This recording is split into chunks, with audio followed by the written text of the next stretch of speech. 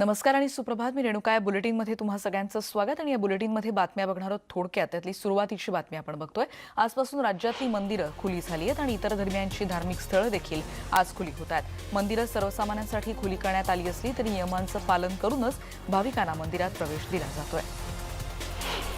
मुंबईतील सर्व भाविकांचं श्रद्धास्थान असलेल्या श्री सिद्धिविनायकाचं मंदिर पाडव्याच्या मुहूर्तावर म्हणजे आजपासून खुलं झालंय. सिद्धिविनायक मंदिर तब्बल 8 महिन्यांनंतर सुरू झालं.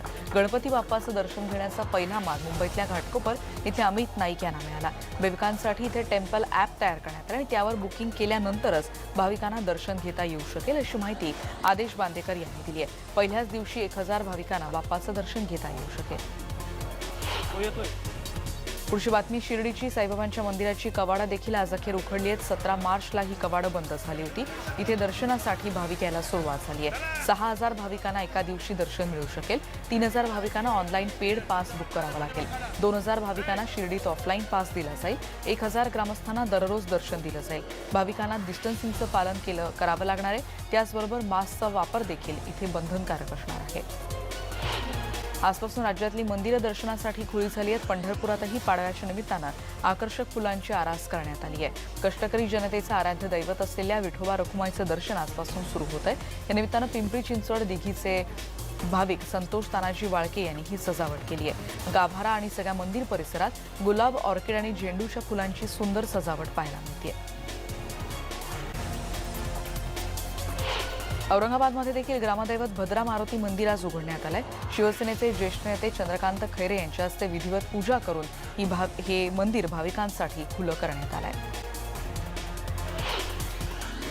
पुढची बातमी आपण बघणार आहोत. पिंपरीतली तब्बल 7 महिने 15 दिवसानंतर संतश्रेष्ठ ज्ञानेश्वर माऊलींचं समाधी मंदिर आज भक्तांच्या दर्शनासाठी खुलं झालंय. पहाटे 4 वाजताच या मंदिराचं महाद्वार उघडण्यात आलं. अभिषेक, काकड आरती यावेळी करण्यात आली. 6 वाजल्यापासून इथे भक्तांना प्रवेश दिला जातोय. शासनानं घातलेल्या सगळ्या अटी नियमांचं पालन इथे केलं जात आहे. पहाटेपासून रात्री 8 वाजेपर्यंत भाविकांच्या दर्शनासाठी हे मंदिर खुलं असेल. उस्मानाबादमध्ये देखील तब्बल 8 महिन्यांनंतर पाडव्याच्या मुहूर्तावर आज पहाटे तुळजाभवानी मंदिराचा द्वार उघडले. पहाटे 5 वाजता तुळजाभवानीची आराधना करून दर्शनाला सुरुवात झाली. भाविकांमध्ये मोठा उत्साह पाहायला मिळाला. राज्यातच नाही तर कर्नाटक आणि आंध्रातूनही इथे मोठ्या प्रमाणात भाविक तुळजापुरात दाखल झालेत. 12 ज्योतिर्लिंगांपैकी एक असलेल्या परळीच्या वैजनाथ मंदिरात कोरोना महामारीच्या संकटात गेल्या 7 महिन्यांपासून हे मंदिर दर्शनासाठी बंद होतं. आजपासून परवानगी मिळाल्यानंतर सोमवार आहे आज आणि त्यानिमित्तानं इथे दर्शनासाठी भाविकांनी गर्दी केली आहे. पण त्याचबरोबर शिस्तीचं पालन इथे केलं जात आहे. सॅनिटायझर आणि मास्कचा पुरवठा देखील इथे केला जाणार आहे. कोल्हापूरमध्ये करवीर निवासिनी अंबाबाईचं मंदिरही आजपासून उघडलं जात आहे. पण मंदिरात जाताना काटेकोरपणे नियमांचं पालन आवश्यक आहे. 2 ते 3 हजार भाविकांना दररोज इथे प्रवेश देण्याची व्यवस्था केली जाईल. पुण्यामध्ये दगडूशेठ गणपती मंदिर आजपासून 3 टप्प्यात सुरू होईल आणि त्यासाठी मंदिरात स्वच्छतेचं काम हाती घेण्यात आलं. पहिल्या टप्प्यात गणेश भक्तांना फक्त दर्शन घेता येईल. हार, तुरे, नारळ असं पूजेचं कुठलंही साहित्य मंदिरात आणता येणार नाही आणि मास्कशिवाय भाविकांना मंदिरात प्रवेशही मिळणार नाही. राज्य सरकारनं आजपासून राज्यातली सगळी धार्मिक स्थळं सुरू करायला परवानगी दिली आणि त्यामुळे बुलढाणा जिल्ह्यातली दृश्य आपण बघतोय. विदर्भातली पंढरी समजल्या जाणाऱ्या शेगावमध्ये श्री संत गजानन महाराजांचं मंदिर देखील आज उघडण्यात येत आहे. भाविकांना गजानन महाराजांचं दर्शन घेता यावं त्यामुळे इथे सोशल डिस्टन्सिंगचं पालन देखील केलं जाणार आहे आणि त्याचबरोबर भाविकांमध्ये देखील उत्साहाचं वातावरण आहे. नागपुरातलं साई मंदिरही आज खुलं होत आहे. मंदिर समितीकडून यासाठी स्वच्छता करण्यात आली आहे. भाविकांसाठी इथे सॅनिटायझरची व्यवस्था देखील करण्यात आली आहे. नांदेडमध्ये शीख बांधवांचं पवित्र स्थळ असलेल्या गुरुद्वारा आज उघडतात. त्यासाठी तिथे तयारी सज्ज करण्यात आली आहे. भाविकांसाठी इथे सोशल डिस्टन्सिंगचं पालन करता यावं यासाठी त्या दृष्टीनं नियोजन देखील केलं जात आहे. माहीमचा प्रसिद्ध दर्गा देखील मध्यरात्रीपासून खुला झालाय. दर्गा खुला करण्यात आला आणि त्याचबरोबर कोरोनाबद्दलच्या नियमांचं काटेकोरपणे पालनही केलं जात आहे. दर्ग्याचे ट्रस्टी सोहेब खन्नानी यांनी तशी माहिती दिली. त्यासोबत दर्ग्यात कुणालाही 5 मिनिटांपेक्षा अधिक वेळ थांबता येणार नाही आणि एकाच वेळी 25 जणांना प्रवेश देण्यात येणार असल्याचंही त्यांनी म्हटलंय. मंदिरं उघडणं हा श्रेयवादाचा विषय नाही असं म्हणत संजय राऊतांनी काल भाजपवर जोरदार टीका केली. कोरोना काळात मंदिरं बंद राहणं ही काळाची गरज असल्याचं राऊत म्हणाले. मोदींना भाजप नेत्यांची शाळा घ्यावी लागेल असा टोलाही काल त्यांनी लगावला. कोरोनाचा भाऊबीजेच्या उत्साहावर काही परिणाम झाल्याचं पाहायला मिळते, कारण मुंबईत दिवाळीच्या दिवशी खरेदीसाठी झालेली गर्दी पण भाऊबीजेच्या पूर्वसंध्येला काल तशी दिसली नाही. लोकल बंद आहेत, त्यामुळे खरेदीसाठी दादर मार्केटमध्ये तुलनेनं कमी गर्दी होती. तर काल पुण्यातल्या बाजारपेठा गर्दीनं फुलून गेल्या होत्या. फुले मंडई बाजारामध्ये भवऱ्याला ओवाळणीसाठी लागणारे करदोळे तसंच पान सुपारीच्या खरेदीसाठी महिला घराबाहेर पडल्या होत्या. दिवाळीनंतर पाडवा आणि भाऊबीज दोन्ही सण एकाच दिवशी आहेत आणि त्याच्या सेलिब्रेशनसाठी, त्याच्या खरेदीसाठी मोठ्या प्रमाणात इथेही गर्दी झाली होती. औरंगाबादमध्ये देखील खरेदीसाठी नागरिकांचा उत्साह दिसला नाही. इथल्या बाजारांमध्ये शुकशुकाट होता. भाऊबीज आणि पाडव्याच्या पूर्वसंध्येला म्हणजे काल शहरातल्या गुलमंडी बाजारात खरेदीसाठी तुरळक गर्दी होती. भारत पाकिस्तान सीमेवर शहीद झालेले जवान ऋषिकेश जोंधळे यांच्या पार्थिवावर आज कोल्हापूरच्या बहिरेवाडीत लष्करी इतमामात अंत्यसंस्कार होत आहेत. पाकिस्ताननं शस्त्रसंधीचं उल्लंघन करून गोळीबार केला होता. या गोळीबारात कोल्हापूर जिल्ह्यातील ऋषिकेश जोंधळे या जवानाला वीरमरण आलं. ऐन दिवाळीत बहिरेवाडीवर त्यामुळे शोककळा पसरली आहे. त्यांच्यावर काही वेळातच अंत्यसंस्कार केले जातील. पुढची बातमी आता आपण बघतोय नागपूरमधली, कारण आणखीन एक जवान महाराष्ट्रातला सुपुत्र यात शहीद झाला होता. काटोल इथले शहीद जवान भूषण सतई यांचं पार्थिव रविवारी संध्याकाळी नागपूर विमानतळावर आणण्यात आलं. श्रीनगरच्या गुरेज सेक्टरमध्ये पाककडून झालेल्या भ्याड हल्ल्यात भूषण सतई शहीद झाले होते. कामठीमध्ये आज सकाळी 8 वाजता सैन्य दलाकडून त्यांना मानवंदना देण्यात आली.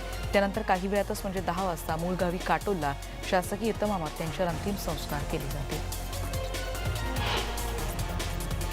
वर्गोस वीज बिल वाढीसंदर्भात जनतेला ऐन दिवाळीतही दिलासा मिळणार नाही असं दिसतंय, कारण वीज बिल वसुलीसंदर्भात महावितरणकडून आता परिपत्रक जारी करण्यात आलंय.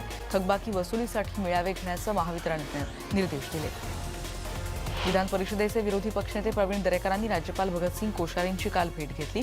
ही सदिच्छा भेट आहे आणि राज्यपालांना दिवाळीच्या शुभेच्छा देण्यासाठी ही भेट घेतल्याचं दरेकरांनी म्हटलंय. या भेटीमध्ये कुठलीही राजकीय खलबतं करण्यात आलेली नाहीत असंही काल त्यांनी स्पष्ट केलं.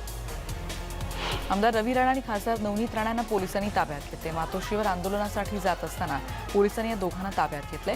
मुख्यमंत्र्यांना भेटू न देणं ही लोकशाहीची हत्या असल्याचा आरोप यावेळी नवनीत राणा यांनी केला.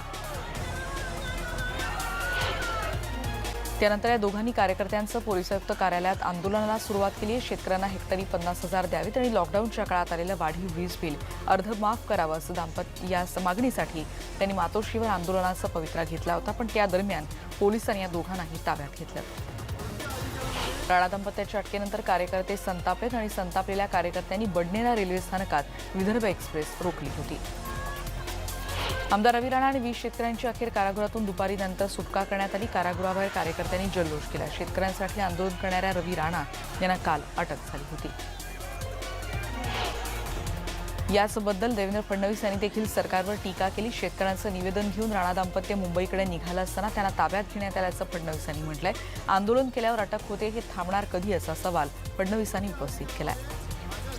राज्यात आणखी एका नेत्याकडे राज्याबाहेरील निवडणुकीची जबाबदारी देण्यात आली. आगामी महापालिका निवडणुकीसाठी हैदराबादच्या महापालिका निवडणुकीसाठी भाजप नेते आशिष शेलार यांची सहप्रभारी म्हणून नियुक्ती करण्यात आली आहे. या राष्ट्रीय जबाबदारीमध्ये विनोद तावडेंकडे देखील पक्षानं हरियाणाच्या प्रभारीपदाची जबाबदारी दिली. पक्षानं दिलेली जबाबदारी आव्हानात्मक आहे आणि ती पूर्ण क्षमतेनं आपण पार पाडू असा विश्वास त्यांनी व्यक्त केलाय. 25 नोव्हेंबरपासून हरियाणाचा दौरा करणार असल्याची माहिती देखील तावडेंनी दिली. राष्ट्रवादी काँग्रेसचे अध्यक्ष शरद पवार हे 20 आणि 21 नोव्हेंबरला खानदेशच्या दौऱ्यावर जाणार आहेत. एकनाथ खडसे यांच्या राष्ट्रवादी प्रवेशानंतर पवारांचा हा पहिलाच खानदेश दौरा आहे. पवारांच्या दौऱ्यात खानदेशातील काही स्थानिक नेत्यांचा राष्ट्रवादी काँग्रेसमध्ये प्रवेश होण्याची शक्यता वर्तवली जाते. मराठवाडा पदवीधर मतदारसंघाचे विद्यमान आमदार आणि उमेदवार सतीश चव्हाण यांनी पदवीधरांचं वाटोळं केलं आणि भाजपचे उमेदवार बोराळकर हे त्यांचीच बी टीम असल्याचा घणाघाती आरोप राष्ट्रवादीकडून विजय सुरासे यांनी केलाय. विनाअनुदानित शिक्षक आणि पदवीधर यांच्यासाठी गेल्या 12 वर्षात 12 कामं दाखवा असं खुलं आव्हानच त्यांनी केलंय. पुणे जिल्ह्यात शिरूर तालुक्यात सुरू असलेल्या महामार्गाच्या कामासाठी खोदून ठेवलेल्या खड्ड्यात पडून 2 वर्षाच्या चिमुकलीचा मृत्यू ओढवल्याची दुर्दैवी घटना जुन्नरमध्ये घडली आहे. खड्ड्यात साठलेल्या पाण्यात तिचा बुडून मृत्यू झाल्याचं कळतंय. जुन्नर तालुक्यातल्या बेलेकर इन्फ्रास्ट्रक्चरच्या बेजबाबदार ठेकेदारावर गुन्हा दाखल करण्याची मागणी या मुलीच्या कुटुंबियांनी केली आहे. रात्री 12:30 वाजता दरवाजा ठोठावला, त्यामुळे डोंबिवलीमध्ये एका तरुणाची दगडानं ठेचून हत्या करण्यात आल्याचा दुर्दैवी प्रकार घडलाय. संजय गवळी यांनी रात्री 12:30 वाजता दीपक मोरे याचा दरवाजा ठोठावला होता आणि याच कारणावरून दीपक मोरेनं संजयला दगडानं ठेचून गंभीर जखमी केलं होतं. या घटनेत संजय यांचा मृत्यू ओढवलाय. या प्रकरणी पोलिसांनी दीपक मोरे आरोपीला बेड्या ठोकल्या. बीड जिल्ह्यामध्ये एक संतापजनक घटना घडली. 22 वर्षीय तरुणीला अविनाश राजुरे नावाच्या एका नराधमानं ऍसिड आणि पेट्रोल टाकून जाळलंय. उपचारादरम्यान या तरुणीचा मृत्यू ओढवलाय. बीड जिल्ह्यातल्या केळम या घाटामध्ये ही धक्कादायक घटना घडली. आरोपी अविनाश आणि तरुणी पुण्यात एकत्र राहत असल्याचं मृत्यूपूर्वी पोलिसांना दिलेल्या जबाबात त्या तरुणीनं म्हटलं होतं. पुण्याहून दोघं बाईकवरून घरी जात असताना अविनाशनं तिला जिवंत जाळलं होतं आणि त्यात काल तिचा दुर्दैवी अंत ओढवला. या प्रकरणी अविनाश राजुरेला अखेर पोलिसांनी अटक केली. त्याला अटक करण्यासाठी पोलिसांनी 3 पथकं तयार केली होती. त्याला अटक करण्यात काल पोलिसांना यश आलंय. ही घटना मानवतेला काळिमा फासणारी असल्याचं मत देवेंद्र फडणवीसांनी काल व्यक्त केलं. राज्यात सातत्यानं महिला अत्याचाराच्या घटनांमध्ये वाढ होते, त्यामुळे राज्य सरकारनं यावर कठोर कारवाई करण्याची मागणी फडणवीसांनी केली. मुलीच्या बदल्यात मुलगी असं म्हणत पुण्यातल्या एका दाम्पत्यानं खेड तालुक्यातल्या आंबू गावातून एका मुलीचं अपहरण केलंय. पुण्यातील एक मुलगी खेड तालुक्यातल्या आंबू गावातल्या मुलासोबत लग्नासाठी पळून गेली आणि त्यामुळे काही जणांनी थेट आंबूगाव गाठत दुसऱ्या मुलीचं अपहरण केलं. मुलगी परत हवी असेल तर आमची मुलगी परत द्या, असं यावेळी अपहरणकर्त्यांनी म्हटलंय. या अपहरण प्रकरणी गुन्हा दाखल झालाय. पोलिसांनी अपहरण झालेल्या मुलीचा शोध घेत अवघ्या काही तासांमध्ये दोन्ही आरोपींना ताब्यात घेतलंय. या आरोपींमध्ये एका महिलेचा देखील समावेश आहे. अपहरण करण्यात आलेली मुलगी सुखरूप असल्याची माहिती मिळतेय. बंदी असतानाही चंद्रपूरमध्ये रेड्यांच्या झुंजीचं आयोजन करण्यात आलं होतं. शहरातल्या नेहरूनगर लगत असलेल्या मैदानावर रेड्यांच्या झुंजी पार पडल्या. यासाठी लाखो रुपयांच्या शर्यती इथे लागत असतात. भाऊबीजेनिमित्तानं आपल्या बहिणीला भेटायला गेलेल्या भावाचा आणि त्यांच्या पत्नीचा दुर्दैवी अंत झाल्या. अपघातात नागपूर मुंबई महामार्गावर मेहकरजवळ हा अपघात झाल्याची माहिती कळतेय. वाशिम जिल्ह्याच्या मंगरुळपीर तालुक्यामध्ये पेडगाव परिसरात बोंडअळीचा मोठा प्रादुर्भाव वाढलाय.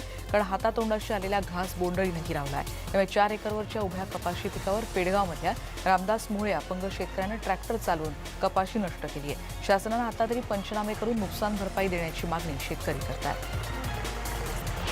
गेल्या सलग काही दिवसांपासून कोरोना रुग्णांचा आलेख घसरतोय. गेल्या 7 महिन्यात सर्वात कमी रुग्ण गेल्या 24 तासात आढळले. दिवसभरात 2544 नवीन रुग्ण आढळलेत. 3065 रुग्णांनी कोरोनावर मात केली आहे. 60 कोरोना रुग्णांचा मृत्यू झालाय. कोरोनाविषयक नियमांचं उल्लंघन केल्यामुळे पुण्यातील सारसबाग, जी प्रसिद्ध सारसबाग मानली जाते, ती बंद करण्यात आली.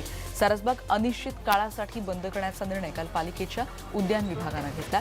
उद्यानं खुली झाल्यानंतर 10 वर्षांखालची मुलं, त्याचबरोबर 65 पेक्षा अधिक वय असणारे नागरिकही उद्यानांमध्ये येत होते आणि त्यानंतर हा निर्णय घेण्यात आला. एसटी कर्मचाऱ्यांच्या थकीत पगाराचा मुद्दा न्यूज 18 लोकमतनं लावून धरल्यानं कर्मचाऱ्यांना न्याय मिळालाय. ऐन दिवाळीच्या तोंडावर एसटी महामंडळानं जवळपास लाखभर कर्मचाऱ्यांच्या खात्यात 3 महिन्यांचा पगार जमा केला. तर राज्यभरातील एसटी कामगारांची दिवाळी गोड झाली आहे. गडचिरोली जिल्ह्याच्या येलचीर इथल्या अतिदुर्गम भागामध्ये पालकमंत्री एकनाथ शिंदे यांनी पोलीस जवानांच्या कुटुंबियांसोबत दिवाळी साजरी केली. या भागामध्ये पोलिसांना माओवाद्यांशी सातत्यानं सामना करावा लागतो. याच पार्श्वभूमीवर काल एकनाथ शिंदे यांनी तिथे जाऊन दिवाळी साजरी केली. मुंबईची हवा पुण्यातल्या हवेपेक्षा जास्त स्वच्छ आहे. दिवाळी तशी बाब निदर्शनाला आली आहे. कोरोनाच्या पार्श्वभूमीवर मुंबईत कमी प्रमाणात फटाके फोडण्यात आलेत. त्यामुळे प्रदूषणात म्हणजेच वायू प्रदूषणात घट झाल्याचं स्पष्ट दिसतंय. दिवाळीच्या पाडव्याला बंजारा समाजात गोधन पूजेला महत्त्व आहे. वाशिम जिल्ह्यातल्या बंजारा तांड्यांवर घरोघरी गोधनाची पूजा केली जाते. इथे बंजारा समाजातील विवाह योग्य युवती सकाळीच रानात जाऊन विविध रंगांची रानफुलं गोळा करून आणतात आणि पाडव्याच्या निमित्तानं तांड्यात घरोघरी बंजारा बोलीभाषेतली गाणी देखील गायली जातात. वर्धा जिल्ह्यात दिवाळीच्या दुसऱ्या दिवशी ग्रामीण भागात गाईला सजवून ढोलताशांच्या गजरात मिरवणूक काढली जाते. गोमातेविषयी कृतज्ञता व्यक्त करण्याची प्रथा इथे आहे. दिवाळीचा दुसरा दिवस इथे गोपालक आणि शेतकरी वर्गासाठी महत्त्वाचा मानला जातो. ग्रामीण भागात दिवाळीच्या काळात गवळण ही एक अनोखी लोककला वर्षानुवर्ष जोपासली जाते. स्त्रीचा वेश धारण करून इथे गाणी गायली जातात. नृत्य सादर करून जनजागृती केली जाते. मोर्शी परिसरात गवळणीच्या माध्यमातून बेटी बचाव बेटी पढाओचा संदेश देण्यात आला. एनडीएच्या बैठकीत नितीश कुमार यांच्या विधिमंडळ नेतेपदी त्यांची निवड झाली आहे.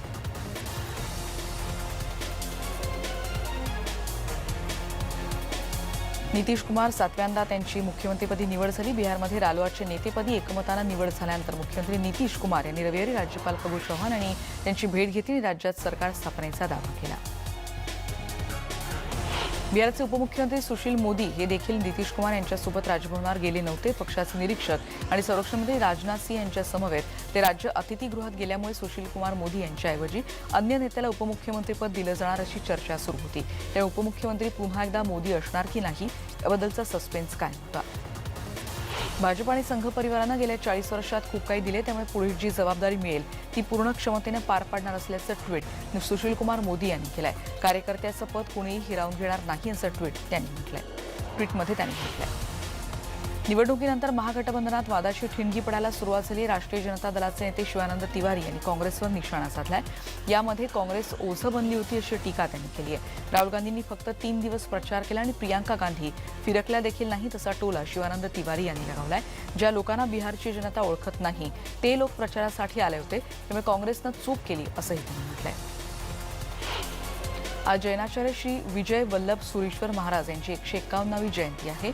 या निमित्तानं पंतप्रधान नरेंद्र मोदी या स्टॅच्यू ऑफ पीसचं अनावरण करणार आहेत. काश्मीर खोऱ्यात बर्फवृष्टी सुरू झाली. राजौरीच्या पीर पांजाल डोंगर रांगांमध्ये यंदाच्या हंगामातली ही पहिलीच बर्फवृष्टी आहे. अमेरिकेचे मावळते अध्यक्ष डोनाल्ड ट्रम्प यांनी अखेर आपला पराभव मान्य केलाय. जो बायडन यांना विजय मिळाल्याचं त्यांनी आतापर्यंत मान्य केलं नव्हतं. त्यानंतर पहिल्यांदाच ट्रम्प यांनी याबद्दलचं वक्तव्य केलंय.